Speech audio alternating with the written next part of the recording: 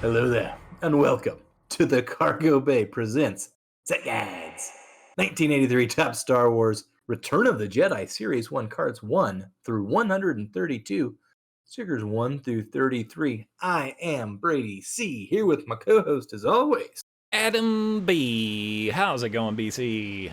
Oh, it's going pretty good. Had a chance to take a trip down memory lane back to 1983 before I was born and look at some great images from one of my favorite childhood movies. BC, it's the 40th anniversary of Star Wars Return of the Jedi this year, as Topps has informed us over and over and over again. We're celebrating all year long 40th anniversary. You've got your top sets, you've got your 40th anniversary Legos, everything we can put that 40th logo on. By golly, we're gonna do it. Well, I do love Return of the Jedi, BC, so I'm excited to get into this set. And I don't love this box design. I like that little logo gradient, but we've talked about it before. I don't like seeing the film stuff on my cards from a galaxy far, far away. This was apparently very cool back in the day to be like, this is from a movie. You can tell because we're projecting it on film. Which is just a strange concept now.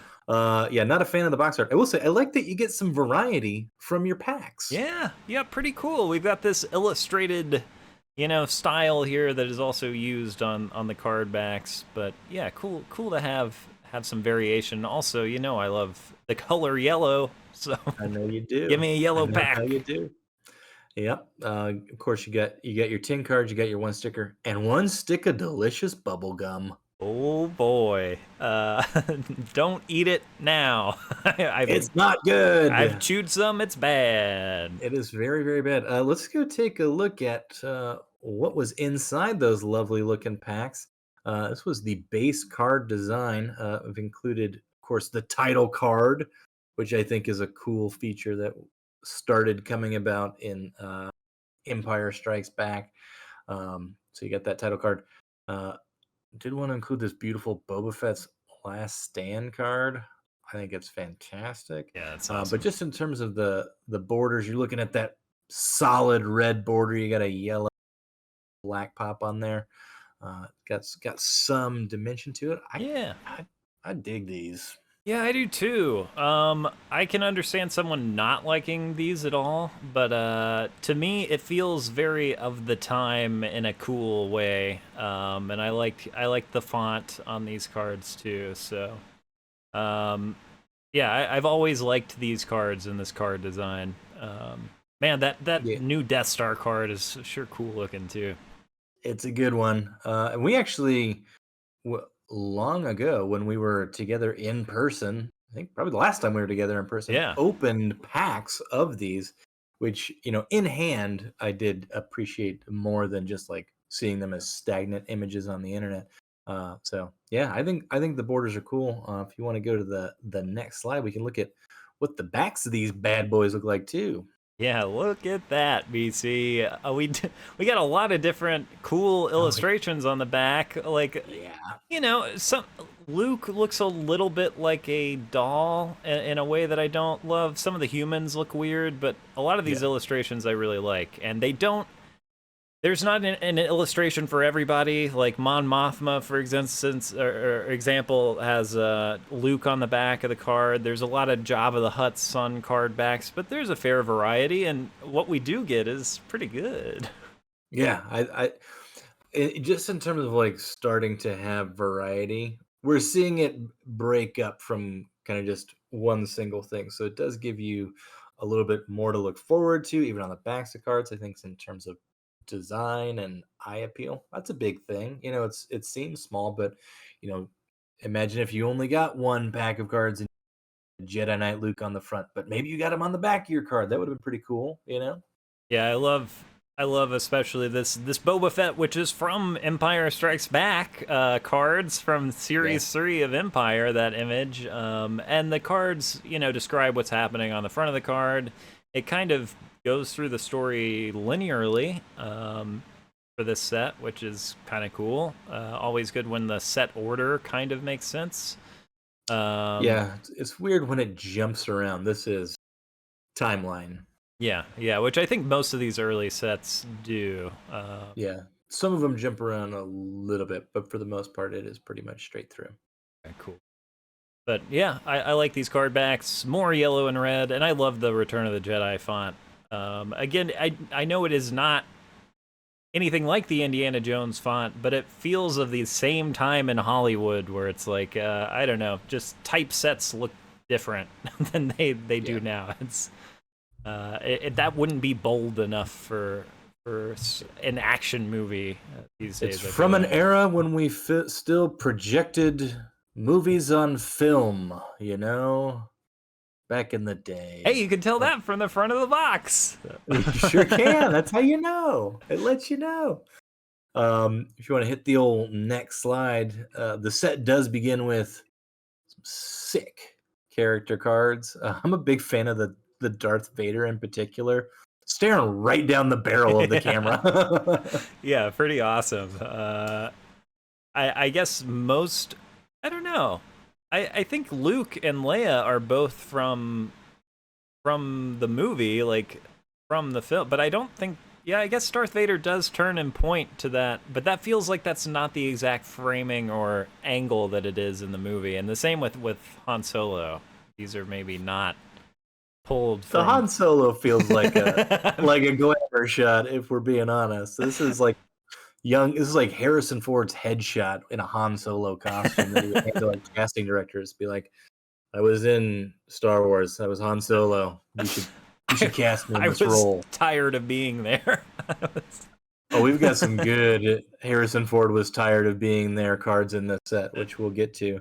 But if you want to hit the next slide, we got someone who wasn't tired of being there, someone who's excited to be joining the movie. We got Jabba, baby. This Intergalactic Gangster card I pulled out of one of those packs we opened, BC, and I believe it is at least a PSA 9 or potentially even a 10. That thing is the cleanest card I pulled out of a pack, and it looks good. It's a great card. It is as beautiful as the image that's on the card itself. What's not to love? Yeah, you got... I don't know. I just always love including Jabba the Hutt. We're always about some Jabba love. So there's a Jabba the Hutt card.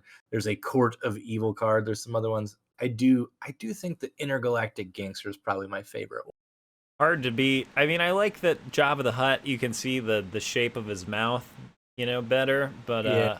Man, the color on the Intergalactic Gangster and the title Intergalactic Gangster is, if only that would fit on my license plate.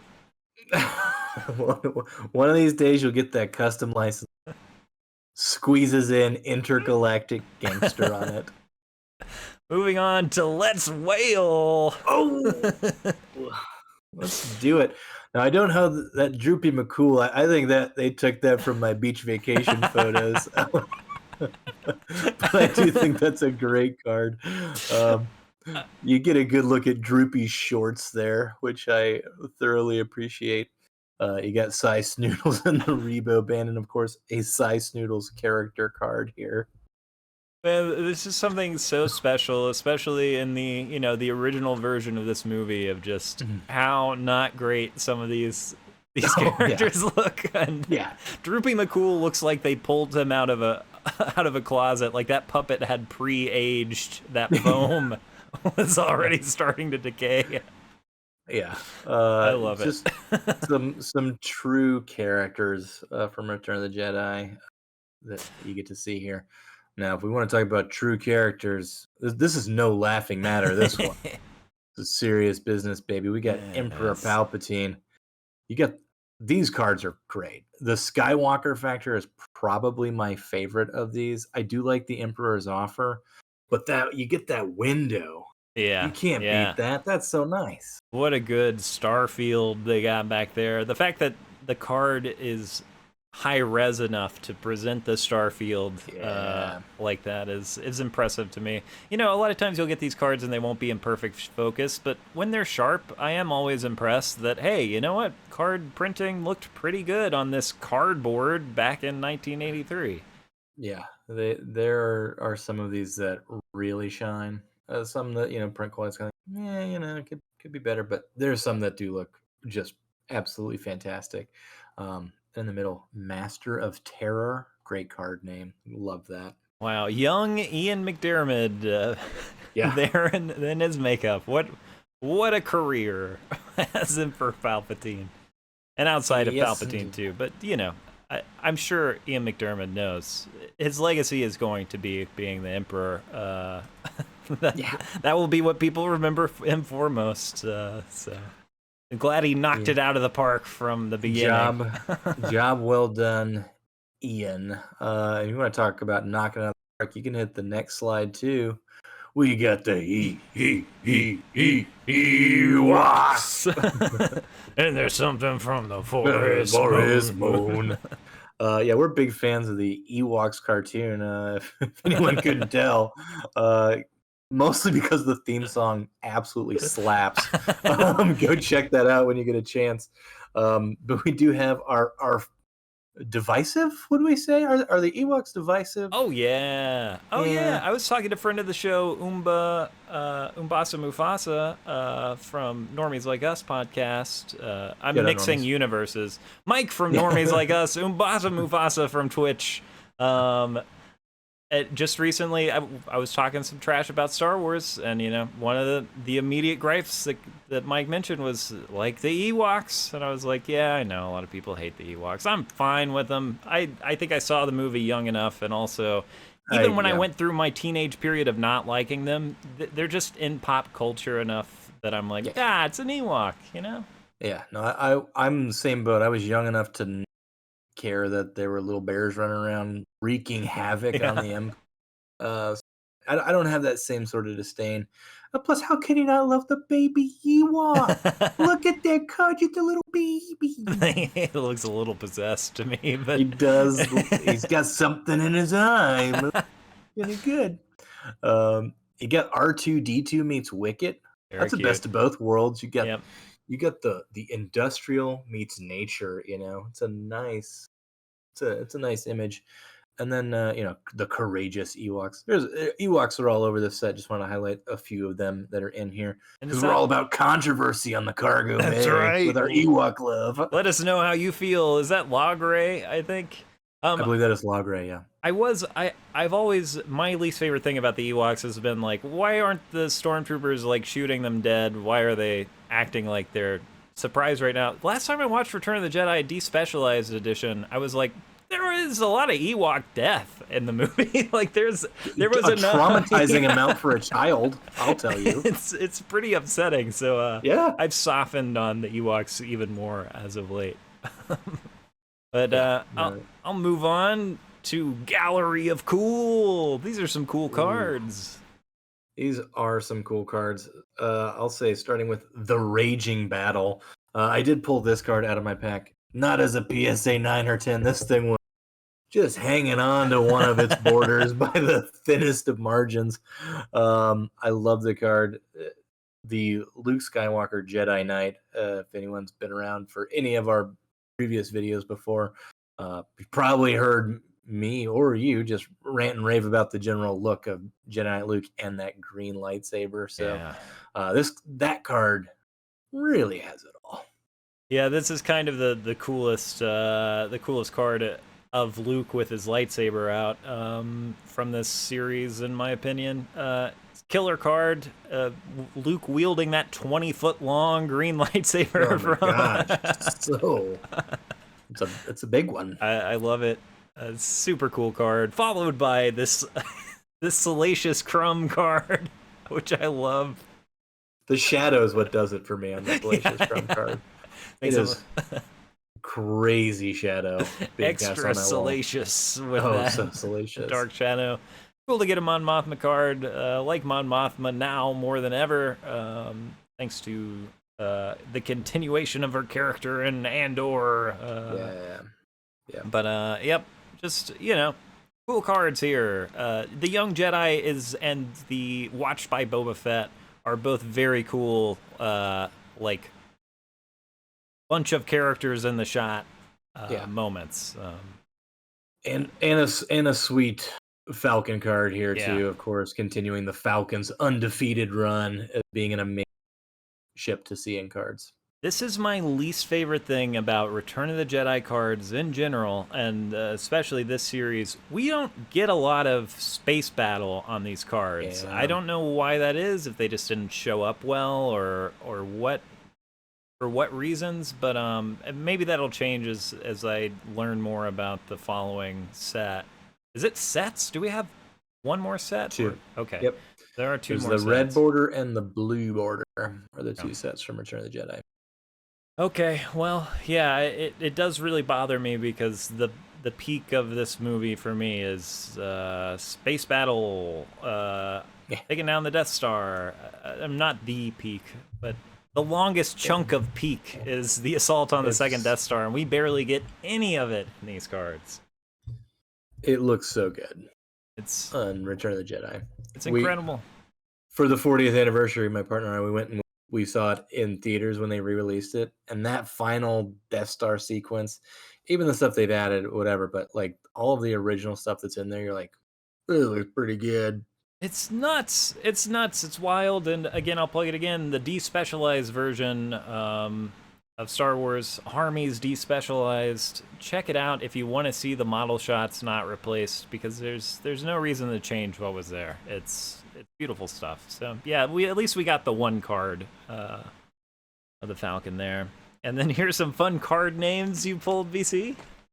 I wanted to highlight Will Han Solo be dinner. A trademark after Han Solo? What? It's like, to me, it's like a game show name. Will Han Solo be dinner? Or like a segment from, like a game show at the very least. Just a really funny card name that struck me. Will Han Solo be dinner? I think it's in this moment, the filming, where he's like, I never want to be associated with Star Wars ever again. Not having a good time, Harrison Ford, on the set of this movie, I don't think. But what is that, a trademark after Han Solo? It is. There's also on a word with Ben Obi-Wan Kenobi, you got a TM after the Kenobi too. Okay, interesting. But yeah, that's a fantastic. Yeah, fantastic card name. The card names don't go as hard as they did in Empire Strikes Back, but there are a few ones. I mean, Time Out for Love is... Time Out for Love is great. It's either a good rom-com or like a memoir from like an athlete of some kind, you know?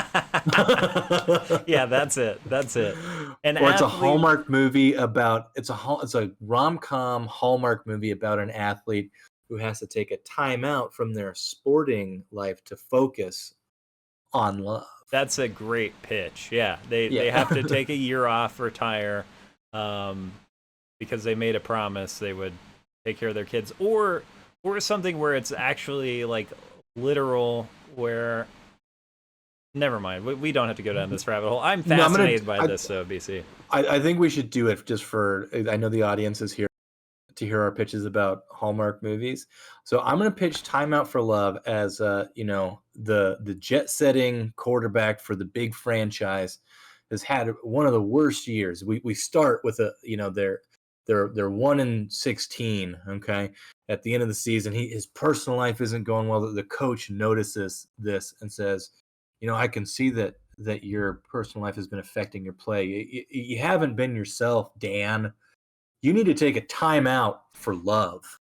I think so. You get the name in the dialogue, which always makes their child runs out onto the field and calls a timeout because they're that abandoned, and then they're like they're on their way to the Super Bowl. They're killing it, and it makes the father realize that maybe got to hang up the towel and spend some time like for love. Yeah, I like that. I think that's good. And I think the Cargo Bay audience has really a segment where we pitch Hallmark movies. Thanks for staying with us. Let me see if I can put a TM up on the screen. And then the Benevolent Creature, I thought was a fun card name for the image of our benevolent creature here. It's good to clarify. Don't worry, they're benevolent. It's because the Mon Cala, quite a swing. Love Star Wars for doing it. And then we got stickers, BC. Hey, at least they're not letters. Yep. You know? These are cool stickers in general. I like that we have different border shapes, we have different colors. Colors, yeah. And different colors on the same, like, image. Like, for example, you got Lando in both red and blue in this picture. So it's a fun thing, especially if you like stickers and you want, a specific sticker for your collection. It's kind of cool to chase the color that you want. Yeah. A fun sticker set, and then on the last slide you get the puzzle. Yeah, the sticker backs, I believe, are puzzle pieces. I think that's right. But yeah, one choice makes more sense to me than the other, which is Wicket.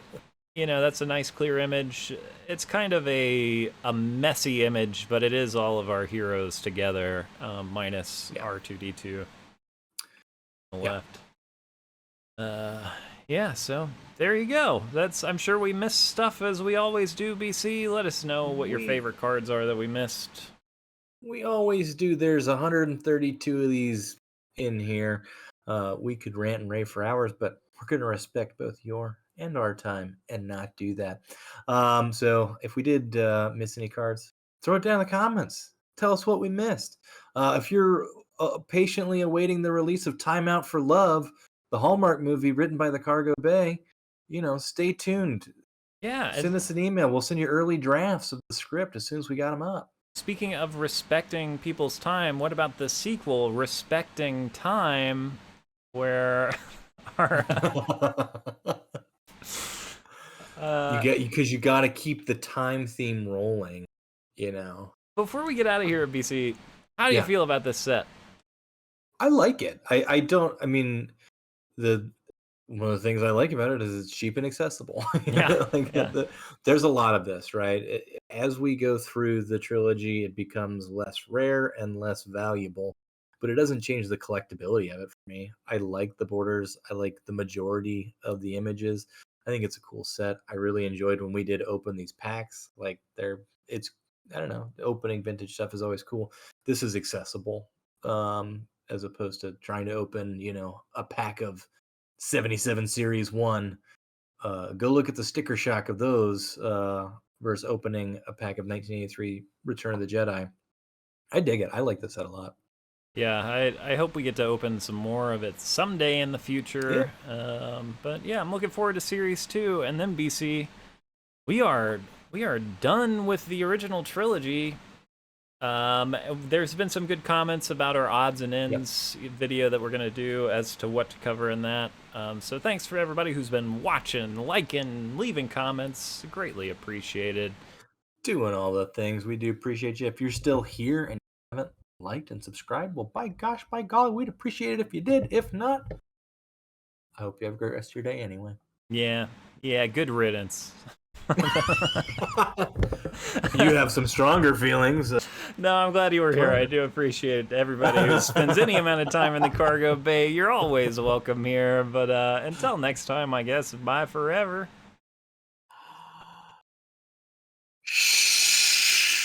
Should I do that again? Yeah, it's a disaster. I'm ready when you are, BC. All right, here I go. Shoot.